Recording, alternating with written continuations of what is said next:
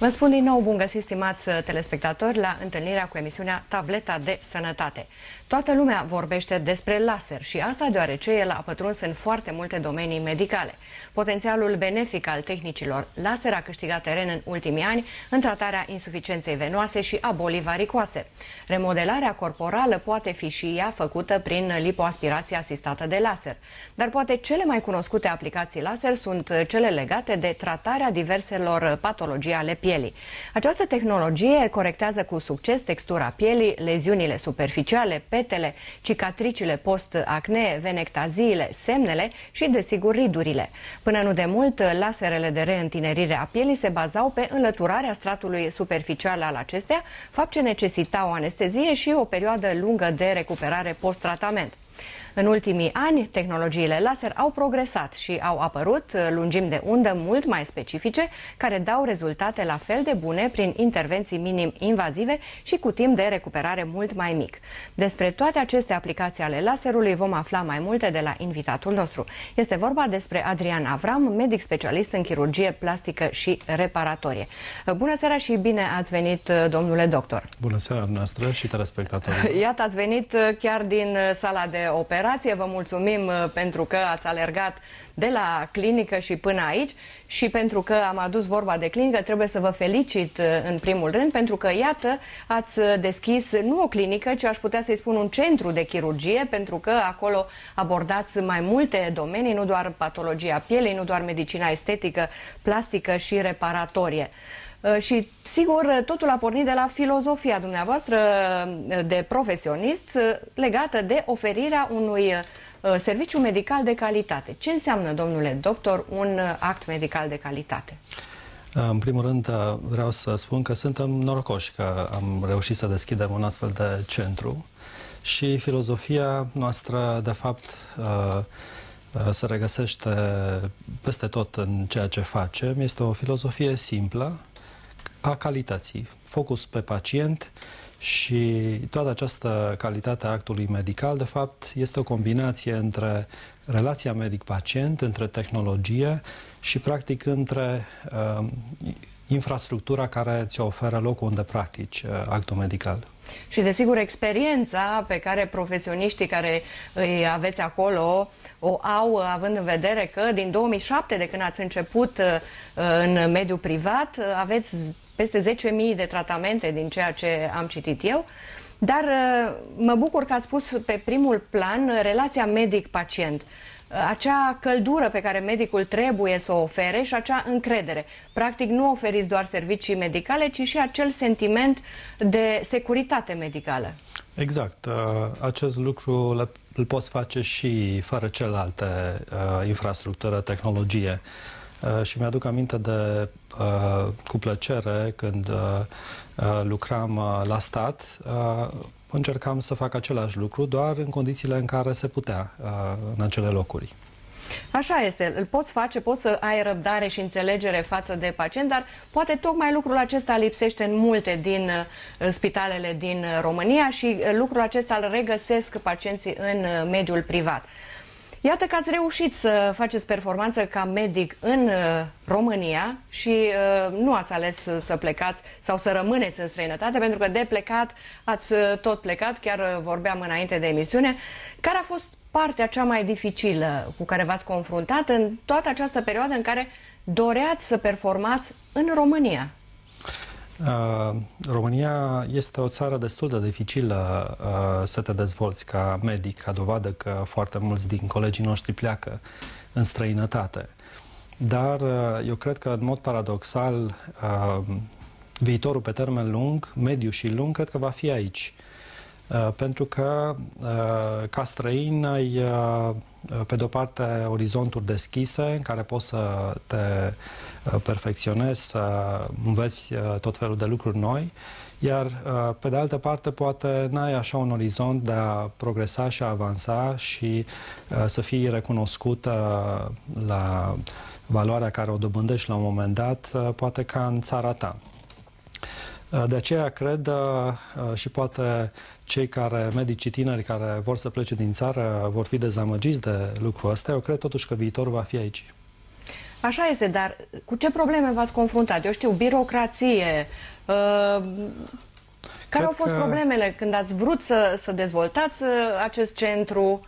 Cred că problemele acestea sunt bine cunoscute, problemele de sistem și, pe de altă parte, chiar răspuneam colegilor în timp ce încercam să progresăm că am realizat că de ce nu sunt așa de multe clinici, așa performante, așa dotate, așa, pentru că într-adevăr este greu să clădești și să strângi toate cărămizile de care ai nevoie, un concept, o infrastructură, tehnologie, pe urmă să autorizezi toate locurile și manoperele pe care le faci, e un proces foarte dificil. Iar în privat mai este sunt două variabile foarte importante care sistemul acesta, cel puțin birocratic, nu le ia în considerare, și anume că acolo investești bani, uneori te creditezi, trebuie să plătești rate și timpul este foarte important. Uneori, pentru o simplă hârtie, de exemplu, poți să stai 2-3 luni, ceea ce este ok într-o medicină care nu este sub presiuni financiare, însă în zona privată fiecare zi este importantă. Pentru că totul se realizează pe bani mulți și normal că un tânăr medic nu-i are, va trebui să ia credit și, așa cum spuneați, acest credit trebuie înapoiat. Dar felicitări pentru că ați avut curajul să faceți treabă bună în România. Da, mulțumim și eu încurajez pe tinerii doctori să aibă curaj. Pentru că ăsta este primul pas. Se poate și în țară la noi, acasă. Se poate. Noi chiar intenționăm să avem un proiect pe zona aceasta, să împărtășim un pic din cunoștințele noastre legate de partea aceasta de antreprenoriat medical și mai aveți un proiect cu Education de a împărtăși din experiența profesională. Este pentru medicii specialiști, dar iarăși foarte interesant este această fundație Q-Life prin care vreți să faceți pro bono anumite intervenții medicale estetice sau poate chiar nu doar estetice, ci pur și simplu medicale. Cum o să selectați o zonă cazurile? mai medicală. Q-Life este un proiect foarte, foarte interesant. De altfel, colegii de la oftalmologie, cu divizia de oftalmologie, au început deja să opereze copii. Este un proiect pe zona de chirurgie plastică, reparatorie, mai puțin estetică, și vrem în mod paradoxal să dăm acces la acest tip de tehnologie, pentru că, vedeți, toată lumea își imaginează că este foarte scump să te operezi într-o clinică privată, îți trebuie foarte mulți bani. Nu este chiar așa. Prețurile, costurile manoperelor sunt cele de pe piață, astfel de clinici care sunt de pe piața internațională sau nu, de pe piața internă? Pentru că am înțeles că sunt mai mici decât în străinătate prețurile la noi. Da, nici nu se compară. În plus, unele clinici care au vederi mai deschise, dacă putem spune așa, au aceste programe pro bono și dau acces la tehnologie de vârf la persoane care, de fapt, nu își pot permite nici măcar acei bani pentru intervenții. Pe de altă parte, a început deja acest program Q-Life pro bono? Da, a început pe oftalmologie și acum o să lansăm pe partea de chirurgie plastică și reparatorie. Așadar, iată că nu vă limitați doar la a face cumva să vă plătiți creditul acela, ci să și ajutați oamenii care, așa cum spuneați, nu pot să ajungă la astfel de tehnologii de vârf. Și tocmai despre acestea vom discuta astăzi, pentru că domeniul de excelență al centrului sunt laserele. Și, așa cum spuneam la început, ele se aplică în foarte multe domenii medicale, oftalmologie, flebologie, dar astăzi ne vom referi la aplicațiile laserului la nivelul pielii. Și v-aș întreba pentru început care sunt aceste patologii ale pielii care răspund foarte bine la tratamentul laser. Revenind la ceea ce discutam ca să închei, partea aceasta de servicii medicale, în opinia mea, ar trebui conectată în mod cert cu partea de caritate și partea de educație. Numai așa cred că poți progresa în toate aceste zone, dacă ele sunt conectate. Legat de lasere, într-adevăr, este un domeniu foarte interesant. Noi am început să excelăm în domeniul acesta încă de prin 2007. am fost într-un fel temerari. Nu știu dacă astăzi aș avea același curaj să cumpăr o platformă din aceea de terapii laser. De ce? Pentru că era foarte scumpă, cu piață neinformată. Am educat piața, practic, pentru aceste terapii și, practic, era o zonă necunoscută în care ne-am aventurat. Dar aventurile acestea necunoscut sunt interesante. Și ați avut succes. Da, bineînțeles, când se termină cu bine, că dacă nu, e mai complicat. Astăzi, într-adevăr, suntem un centru cu experiență, cred eu, destul de mare pe această zonă pentru toate terapiile laser, cele dermatologice, dar și cele chirurgicale, care sunt interesante. Ca aplicații, ce să vă spun, aproape tot se poate trata. Leziuni vasculare, pigment, sunt cele mai interesante dispozitive medicale de reîntinerire, pentru că ele stimulează ceea ce avem deja în piele, colagenul propriu. Cicatrici. Cicatrici, care sunt o problemă și tratăm foarte multe cicatrici, vergeturi.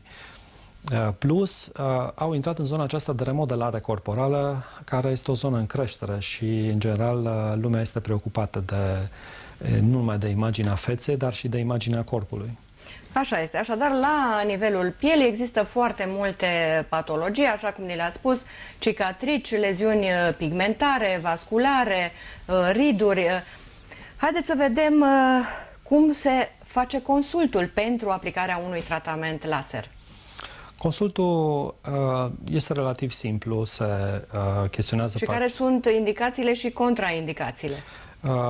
Consultul este un consult comun pentru toate tipurile de laser. Asta înseamnă tipul de piele. Pielea are anumite tipuri, de la cele mai deschise, cum sunt nordicii, până la cele mai închise, cum sunt persoanele de culoare, care automat ne dau riscul unor tratamente. La persoanele care au pielea închisă, riscurile sunt mai mari și atunci trebuie anumite precauții când se efectuează aceste tratamente. Și în afară de acest lucru sunt datele medicale care le luăm pentru orice manoperă și, într-adevăr, sunt anumite substanțe, medicamente, condiții care modifică reactivitatea pielii la acest tip de tehnologie. Și atunci este o contraindicație până se stopează acel lucru, să facem aceste terapii laser. De asemenea, citeam că anumite antibiotice reprezintă o contraindicație, anumite antiacneice pe care adolescenții sau, mă rog, persoanele care suferă de această problemă le iau, anticoagulantele. Deci există chiar și expunerea prealabilă la soare, am înțeles că este o contraindicație. Da, crește conținutul de melanină în piele. Și practic cu câte zile sau săptămâni înainte ar trebui să nu te fi expus la soare? Cam 4-6 săptămâni este o perioadă sigură, 6-8 este mai bine. Dar acum există dispozitive care îți cuantifică gradul de melanină din piele și chiar dacă te-ai expus solar și nu ai un bronz foarte pronunțat, deci ai un bronz, se pot face tratamentele. Așadar, se face acest consult înainte, se stabilește dacă persoana poate să facă acest tratament laser. Spuneați că persoanele cu tenul închis, respectiv rasa neagră, mă gândesc, nu doar creolii de pe la noi, da. Dar, din fericire, în România, tenul unde se încadrează? La mai deschis. Cel mai bun pentru acest tip de terapie, de tip 2-3, care în general e un tip de piele foarte bun pentru terapiile laser.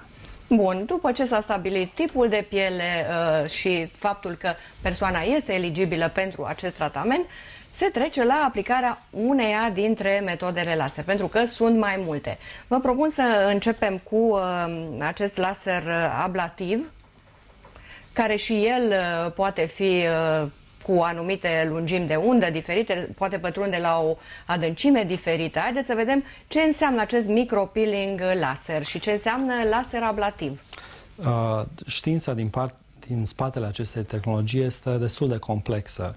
Dacă am simplifica la maxim toată această poveste cu laserele, micropeeling-ul ar fi practic o înlăturare a stratului superficial al pielii, care în general conține celule bătrâne și prin această înlăturare dă un efect de întinerire al pielii, pentru că evidențiază celule tinere din straturile următoare. Totodată, prin înlăturarea acestui strat, pielea se modifică, arată nu numai că este mai tânără, deci îmbunătățire de textură, riduri fine, dar și produsele cosmetice penetrează mult mai bine pielea. Bineînțeles că în anumite patologii care le-ați amintit, cum ar fi cicatricile post-acnee, aceste micropeeling-uri se fac mult mai profund și atunci dau o îmbunătățire imediată a acestor cicatrici. Așadar, micropeeling-ul acesta cu laser elimină straturile superficiale. Cam până la ce adâncime merge micropeeling-ul? Avantajele laserelor este că știi cât poți să iei din piele. Practic poți regla aparatul cât anume să pătrundă în profunzime. Piele. Și asta este un lucru foarte important și deosebește peeling-urile laser de peeling-urile chimice, care nu pot face acest lucru. În plus, pot să modifice adâncimea în diferite segmente ale feței în funcție de problemele care sunt, ceea ce e un mare avantaj. E nevoie de anestezie? Depinde de profunzimea la care se lucrează. În general, laserele care se fac pentru partea estetică, pentru textură și foarte multă lume le face, nu necesită decât crema anestezică. Dacă discutăm de tratamente mai profunde, se pot face anestezii locale sau chiar sedări ușoare ale pacientului. Cum va resimți pacientul imediat după intervenție starea pielii? Seamănă foarte mult cu expunerea la soare. Când stăm 3-4 ore la soare... Deci ai senzația de căldură? Da, un fel de arsură, ca și cum ne-am fi expus 3-4 ore la un soare exotic. Pielea se înroșește? Da, se înroșește și senzația aceasta este în jur de o oră, 2 ore. Bineînțeles, se pun creme care calmează acest tip de senzație. Roșața depinde de profunzimea la care s-a efectuat tratamentul. De altfel, avantajul acesta de a regla profunzimea este foarte bun, pentru că uneori întrebăm invers pacientul câte zile de recuperare are. Și el ne spune, am 3-4 zile de recuperare. Atunci reglăm tratamentul astfel ca în 4 zile să se recupereze. Și asta ce adâncime înseamnă? Ca să se recupereze după 3-4 zile? Nu știm, 20 de microni. 90? 20. 20. Da. Acest micropeeling pe ce probleme merge și pe ce tip de riduri? Textura pielii, riduri fine, pori dilatați, cicatrici post-acnee, dar acolo se fac tratamente mult mai profunde. Așadar, recuperarea depinde de profunzimea la care este reglat aparatul. În același timp și durata rezultatelor depinde tot de lucrul acesta. Astfel, dacă nu intrați foarte profund, deci să spunem doar 10-20 de microni, cât timp vor dura efectele tratamentului? Ele se repetă. Tratamentele Deci e nevoie de mai multe ședințe de micropeeling? Depinde de la ce adâncime se fac. Dacă este un micropeeling superficial, se repetă. Dacă este unul mai profund, uneori un singur tratament pe an este suficient. Și asta depinde de dorința pacientului sau dumneavoastră îi recomandați? Noi recomandăm și pacienții, în funcție de efectul care l-au clinic, de experiența care au avut-o în cabinet, decid dacă să-și repete aceste tratamente. Sau să-și facă mai superficial. Dumneavoastră, așa, ce le recomandați? Un tratament mai profund sau mai multe repetate? Sau asta depinde, așa cum spuneați, de timpul de recuperare pe care l-au la dispoziție? Eu, fiind de formație chirurg, îmi plac lucrurile care au rezultate maxime și sunt un pic mai agresive. Dar și mai multe tratamente cu timp de recuperare mai scurt sunt o opțiune, pentru că nu foarte multe persoane își permit timp de recuperare decât, de exemplu, weekendul. Și atunci aș fac mai multe tratamente la sfârșit de săptămână. Practic fragmentează timpul de recuperare, dar fragmentează și rezultatul clinic. Dar prin mai multe ședințe de laser superficial poți obține aceleași rezultate ca și cu un laser profund. Așa ca și costuri, unde se situează aceste tratamente? Costurile depind și de profunzime. Cele superficiale, la 10 microni, sunt la costuri accesibile pentru toată lumea. Sunt ca 2-3 tratamente de microdermabraziune. Cu cât crește profunzimea și pe urmă intrăm la peeling-urile profunde care se fac în anestezii generale, care sunt pentru ridurile profunde și o reîntinerire mai mare, acelea într-adevăr au costuri mai ridicate pentru că necesită o zi de spitalizare, anestezie generală. Practic îi ținem 24 de ore pe pacienți să avem controlul. Costuri mai ridicate, așa un ordin de mărime, sute de lei, mii de lei? Da, de exemplu, micropeeling-urile medii la 20-30 de microni sunt undeva la 200 de euro. Bun, haideți să trecem la următorul tip de laser, cel fracționat.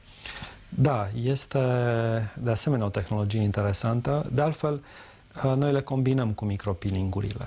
Laserul fracționat foarte simplificat. Adică pe o anumită zonă faceți micropeeling, pe altă zonă laser fracționat? Nu, sau pe aceeași zonă? Pe aceeași zonă.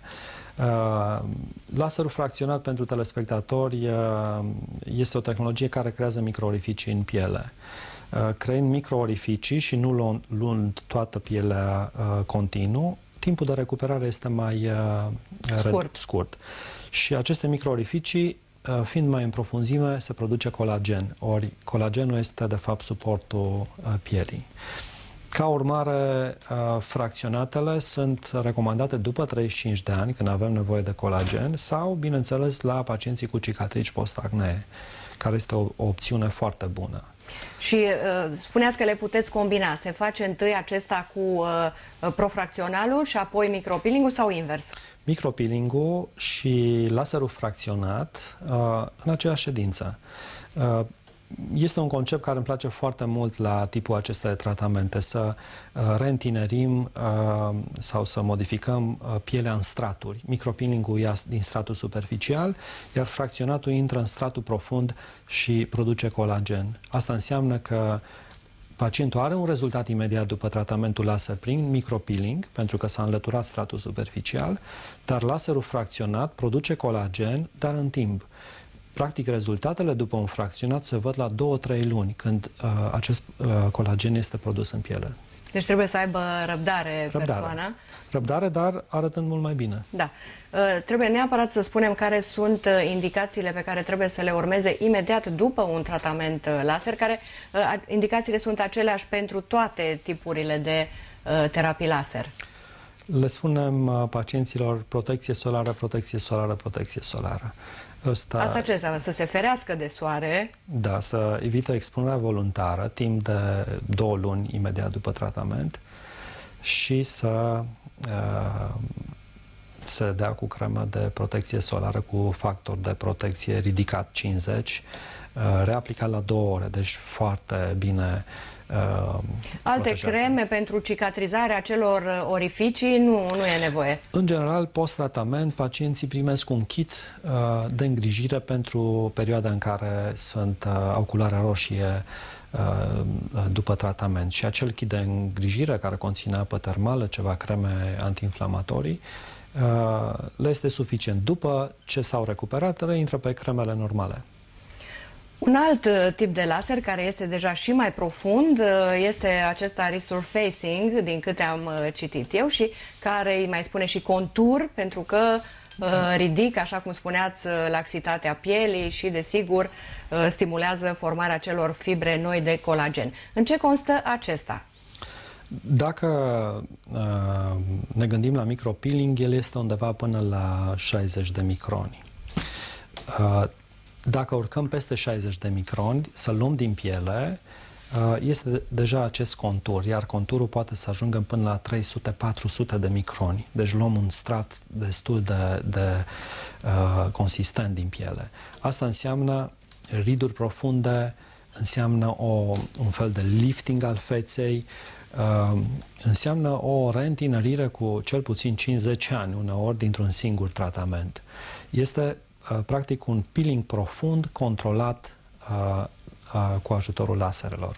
Bineînțeles, rezultatele acestora nu se compară cu niciun alt tip de laser, dar este un tratament care este un pic mai complex și ei de obicei să le facem în anestezii, în analgosedări sau în anestezii generale. Și desigur și timpul de recuperare va fi mult mai lung. Cât de lung? Prima săptămână, pacientul în general nu prea îi se recomandă să aibă contacte sociale, fața este mai umflată, mai roșie. A doua săptămână este mai bine. Uneori roșața ține 3 săptămâni, o lună. Dar după timp în care ar trebui tot așa să stea în nu casă? Neapărat, nu neapărat. După a doua săptămână se poate pune un fond de ten și ei își pot relua activitățile sociale. Am înțeles, dar așa cum spuneați, această terapie laser îi întinerește cu 5 până la 10 ani. Da, este mai spectaculoasă și este din categoria terapiilor care nu se repetă foarte des. Sunt ca și intervențiile majore. Și aici, sigur, probabil vă întreabă și pacienții pe dumneavoastră cât timp vor persista rezultatele. Depinde de ritmul de îmbătrânire a pacientului. Dacă cu un ritm de îmbătrânire mai lent, adică cu o viață ușoară, face sport, nutriție, nu are foarte mult stres, ceea ce mai rar se întâmplă, rezultatele persistă un timp îndelungat. Ce înseamnă? Ani? Ani de zile. La 3, 4 ani, 5 ani se pot repeta aceste tratamente. Sunt alte persoane care și îl repetă anual, dar nu și-l fac foarte profund și atunci anual își reactivează această sinteză de colagen. Și fac tot resurfacing sau profracționat sau micropeeling? Depinde. Sunt unele persoane care fac acest resurfacing, care sunt mai în vârstă, după vârsta de 60 de ani. Cele care sunt de la 35 în sus fac această combinație micropeeling cu profractional. Așadar, așa cum am și văzut într-o declarație a unei paciente de-a dumneavoastră, există posibilitatea și pentru persoanele mai în vârstă care au ajuns la riduri profunde să-și întinerească puțin tenul. Dar ce am putea face pentru a preveni îmbătrânirea atât de profundă a epidermei noastre? Era întrebarea permanentă care se pune: când este mai bine să-ți faci anumite proceduri? Exact. Când să începi? Ai semne de îmbătrânire evidente și să începi, sau când nu le ai foarte accentuate practic la început. Eu aș zice că este un moment optim în care să îți faci primele manopere. Cu cât semnele sunt mai incipiente, cu atât manoperele sunt mai minim-invazive, cu timp de recuperare scurt sau inexistent. Și practic au nu numai o componentă de a trata estetic, de a îmbunătăți estetic un anumit segment facial, ci și de a face profilaxia, a opri îmbătrânirea în anumite zone ale feței. Și atunci, pe termen lung, în următorii ani, cu siguranță că pacienții nu ajung să-și facă manopere din acestea mai invazive, gen chirurgie majoră sau contur, de care am discutat. Așadar, nu există o vârstă optimă, ci fiecare se poate analiza în oglindă și când vede primele semne ale înaintării în vârstă, e bine să înceapă cu un tratament. Cu care să înceapă? Să zicem Depinde. Acum, discutând de vârstă, știm foarte bine că există o vârstă biologică și o vârstă a pielii, care nu totdeauna coincid. Așa e. Pot să fie persoane tinere care arată mult îmbătrânite sau invers, persoane mai în vârstă care arată nu foarte îmbătrânite. Depinde și ce moștenire genetică au, care este foarte importantă. Și ce stil de viață a adus sau duce. Fumatul, alcoolul, stresul, expunerea la soare, trebuie să repetăm lucrul acesta, îmbătrânește pielea, cu toate că tinerele doresc să fie bronzate. Chiar și bronzul de la solar. Da, este nociv.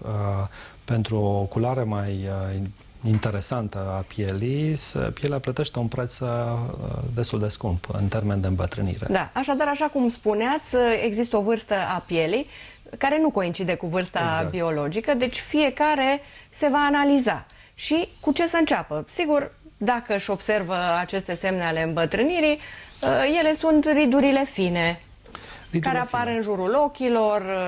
Exact. Cel mai adesea, prima dată, acolo se văd. Uneori acestea se pot trata sau se pot îmbunătăți doar cu creme, cu simple cosmetice. Alteori, persoanele pot să facă un micropeeling superficial. Dacă există riduri dinamice de expresie. Acolo indicația este clară, se folosește botoxul sau au probleme de volum, acidul hialuronic. Dar laserele vin împreună cu alte terapii, acum care mai vin din medicina regenerativă, această terapie vampir, cu plasmă proprie, vin și produc și stimulează ceea ce avem de fapt noi în piele, colagenul. De altfel, ele se pot combina cu această terapie vampir, cu plasmă proprie. De ce? Pentru că practic plasma noastră conține factori de creștere care îi injectăm în piele, ori în urma acestei injectări, pielea are o mare capacitate de a se regenera, produce colagen. Dacă o stimulezi colagenul și cu lasere, atunci fructifici acest potențial al pielii de a se regenera. De altfel, făcând o paranteză, partea aceasta de PRP este din zona de medicină regenerativă, care spune un lucru foarte interesant, că noi, în corpul nostru, avem toate resursele să ne regenerăm și să ne înfrumusețem. Avem în noi toate aceste substanțe, celule stem, factori de creștere. Trebuie stimulate din exterior. Da. Dar, oricum, ce am înțeles eu de la dumneavoastră, cel mai bine este să apeleze la un specialist care îi va oferi mai multe variante și combinații de variante pentru a-și întârzia, să spunem, îmbătrânirea, pentru că de oprit nu putem să o oprim. Așadar, pentru riduri, iată, sunt tot felul de terapii, de la cele minim-invazive, botoxul și acidul hialuronic, combinat cu micropeelingul laser. Dar haideți să ne referim și la alte probleme, să le spunem, ale pielii, cum sunt cicatricile, cum sunt cuperoza, rozacea, venectaziile, acele vinișoare roșii. Și am înțeles că această lumină intens pulsată dă rezultate foarte bune pentru aceste probleme. Și care este tot un fel de laser. Da, este o diferență între lumina pulsată și tehnologiile laser, mai mult tehnic vorbind, dar în practică deseori nu le deosebim pentru că au același tip de aplicații clinice. De altfel, când îmbunătățim estetic, când vorbim de estetica unei fețe, într-adevăr nu discutăm doar despre riduri. Pot să fie, așa cum spuneam, tot felul de urme ale altor probleme. Leziuni vasculare, cicatrici, leziuni sau cicatrici în urma arsurilor, care sunt iarăși foarte inestetice. Acolo ce merge? Laserele, ele au și extind aplicațiile pe zona aceasta și, în esență, au același lucru care îl fac în întinerirea pielii. Remodelarea de colagen. Produc nou colagen. În cicatrici... Și care lasere merg pe cicatrici? Ablative, non-ablative? Și. Depinde de tipul de cicatrice. Că cicatricile acestea care nu arată foarte bine sunt supradenivelate sau subdenivelate, ca în cazul cicatricilor post-acne, sau cicatrici cheloide, care și ele sunt o problemă medicală. Fiecare se tratează cu un anumit tip de laser, ablativ, non-ablativ sau chiar combinație între ele, eventual combinate și cu alte tipuri de tratamente, presoterapie, geluri, siliconate și așa mai departe. Și cam după câte ședințe se poate obține o ameliorare? Că dispariția unei cicatrici am înțeles că este imposibil de realizat, dar ea poate fi atenuată. E adevărat. De fapt, laserele au adus acest beneficiu pe această zonă care nu exista în urmă cu vreo 10-15 ani. O cicatrice era lăsată de la sine să evolueze și se îmbunătățea cât de cât cosmetic. Acum, cu aceste lasere, le putem controla, le putem îmbunătăți mai accelerat. Și este un mare progres pe această zonă, dar trebuie înțeles de către pacienți și uneori discutăm destul de mult acest capitol al îmbunătățirii cosmetice, pentru că el durează luni de zile. Uneori, aceste cicatrici, tratamentul lor se întinde pe durata un an, uneori chiar 2 ani. Bineînțeles că pe perioada verii mai oprim aceste tratamente laser din cauza soarelui. Și am înțeles că rezultatele sunt cu atât mai bune cu cât se prezintă relativ repede după cicatrizarea plăgii sau intervenției chirurgicale sau ce s-a întâmplat acolo. Pentru că odată ce ea s-a stabilizat și am înțeles că în 6 luni ea se cam finalizează, e mai greu să obții rezultate. Această informație într-adevăr este corectă. Cicatricile tinere reacționează mai bine la tratament, exact ca și pielea tânără, care are posibilitatea... Dar cele vechi au și ele șanse. Poate că nu existau pe vremuri aceste terapii și te-ai trezit că ai o cicatrice, dar e veche. În general, pe studiile acestea clinice, lasere de cicatrici, cicatricile până la 8 ani răspund destul de bine. Trebuie să le spunem telespectatorilor noștri că din acest moment pot și ei interveni în cadrul emisiunii noastre pentru a pune întrebări invitatului nostru. Este vorba de medicul estetician, chirurg plastician Adrian Avram. Discutăm despre terapiile laser și aplicațiile lor asupra pielii. Numărul de telefon este 0374 999 693. Haideți să continuăm cu laserele non-ablative, pentru că spuneam că aici este marele avantaj, că există acum aceste lungimi de undă specifice și îți permit să obții aceleași sau aproximativ aceleași rezultate cu un timp de refacere mult mai scurt. Da, într-un fel, acest capitol, laserul non-ablative, adică lasere care practic nu lezează stratul superficial al pielii, ci lovesc pielea în profunzime și atunci recuperarea este scurtă, pentru că, în general, recuperarea, roșața este dată prin leziunea stratului superficial. A fost un capitol care a fost dezvoltat mai ales sub presiunea pacienților, care nu aveau timp de recuperare pentru laserele foarte puternice.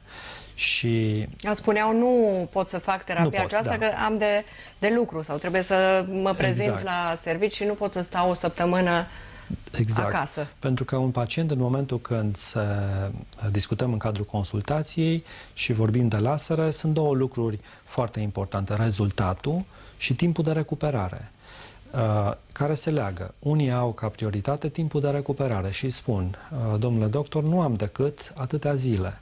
Ok, să vedem ce facem în zilele respective.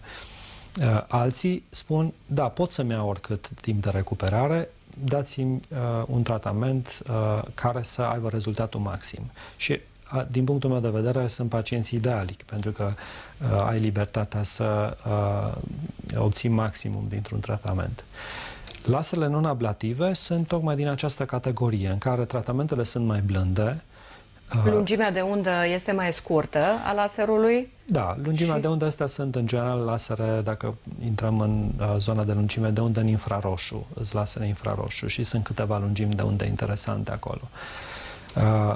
Și sunt lasere care sunt mai blânde, efectele clinice mai modeste, doar că se fac un număr mai mare de ședințe cu timp de recuperare mai scurt, ca în final să se apropie de acele lasere mai puternice. Și, practic, pe ce se poate aplica sau care sunt indicațiile laserului non-ablativ cu o anumită lungime de undă? Cicatricile de care am pomenit, vergeturile care sunt foarte tratate cu acest tip de laser. Avem o primă telespectatoare, vă opresc puțin, îi spunem bună seara doamnei Roxana din Cluj. Alo? Alo? Noi vă auzim, bună seara! Bună seara! Am sunat să adresez mii de mulțumiri domnului doctor, deoarece eu sunt o pacientă care am suferit de apnee de când eram mai micuță. Și domnul doctor m-a tratat cu ajutorul laserului. Am ajuns să am un ten aproape de invidiat, aș putea să spun. Și câte ședințe de laser ați făcut? Eu am făcut o ședință de laser combinat. Combinat cu ce? O terapie ablativă cu non-ablativă. Aha. Și așadar, într-o singură ședință ați și obținut rezultatele dorite? Da.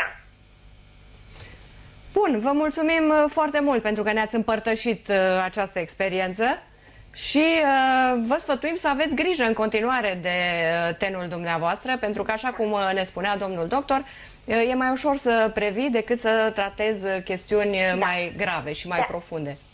De aceea mi-am dorit să intru în direct pentru a-i adresa mii de mulțumiri domnului doctor, deoarece doar datorită dânsului am reușit să scap de această problemă. Mulțumim și noi pentru că ne urmăriți. O seară bună, la revedere! Sunt interesante, apropo de pacienta care a sunat, acest tip de aplicație a laserelor în acne.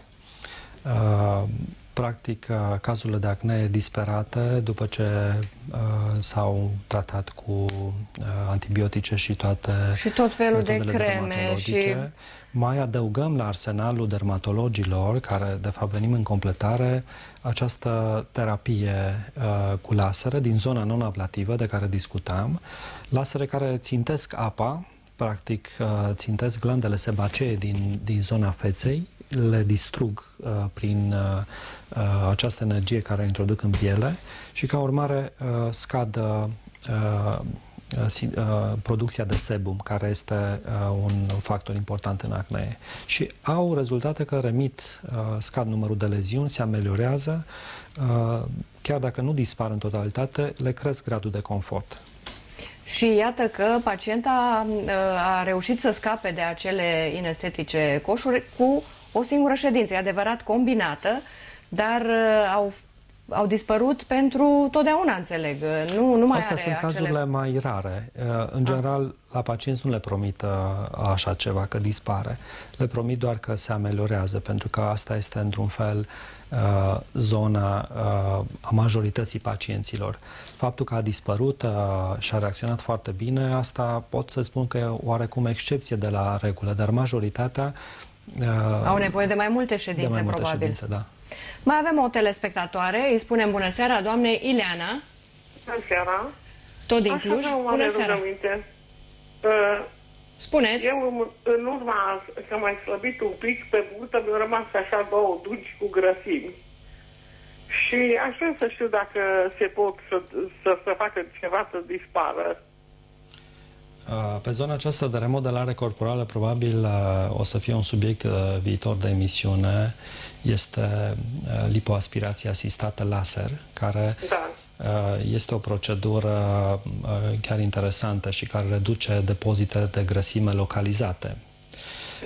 Dacă intrăm în zona non-invazivă, cărora pacienților le place foarte mult pentru că nu este nimic chirurgical, avem o metodă criolipoliza, care probabil ați auzit de ea. Da. Ea de obicei pacienții fac 3 ședințe pe zona de depozite de grăsime localizate. Ședințele constau în expunerea zonei la o temperatură de minus 8 grade, care de fapt programează moartea celulelor din țesutul grăsos din zona respectivă. Moarte care, celulele acestea moarte sunt luate de către organism în următoarele săptămâni, iar stratul de grăsime practic se subțiază. Este o metodă non-invazivă, destul de intens mediatizată și... Ar putea să înceapă cu această metodă. Interesantă. Are importanță vârsta sau ce vârstă aveți? 68. În general, când... Și cam câtă grăsime se poate pierde cu criolipoliza? Nu e așa multă, numai mă deranjează. Da, tocmai de aceea vroiam să ne întreb. La lipoaspirație asistată laser, acolo se poate lua un volum mai mare. Dar pentru că dânsa nu are nevoie de un volum mare. La criolipoliză, din grosimea pliului, undeva la 1,5 cm, 2 cm, se poate reduce, se poate pierde. E mult. Ați putea să-mi spuneți și prețul, cam cât ar fi? Prețul unei ședințe, cred că este depinde de suprafață, de suprafață și de numărul de ședințe care și-l ia pacientul. În general, pacienții și iau aceste pachete de remodelare corporală și atunci au discounturi foarte mari, personalizate. Un pachet câte ședințe ar avea? Cam 3 ședințe. Cam 3 ședințe. Așa un ordin de mărime, tot așa, sute, mii. Ele sunt undeva, cred că la 100 și un pic de euro pe ședință. Ceva de genul ăsta. Dar Ați putea să îmi dați un număr de telefon unde să vă pot... Sigur că da, colegii mei din regie pot să vă dea numărul de telefon al domnului doctor. O să puteți discuta și să vă programați. Sigur, trebuie să vă vadă. acum să nu... vă mulțumesc tare mult. Și noi mulțumim pentru telefon. Să O nu... seară bună. Am uitat la doamna, probabil mă va auzi, să nu uite că orice metodă de remodelare corporală trebuie dublată de nutriție și, dacă se poate, de activitate fizică. Degeaba reducem anumite zone de grăsime, dacă nu respectăm un anumit regim alimentar, practic n-am făcut mare lucru. Așa este și, sigur, la întâlnirea pe care o aveți cu fiecare pacient, mă gândesc că le repetați lucrul acesta cu răbdare și înțelegere. Dânsa a și spus că a slăbit deja, deci este pe un regim nutrițional adecvat, dar, iată, dorește să scape și de acei colăcei, să le spunem așa. Da, zona aceasta non-invazivă, cum este criolipoliza sau alte dispozitive,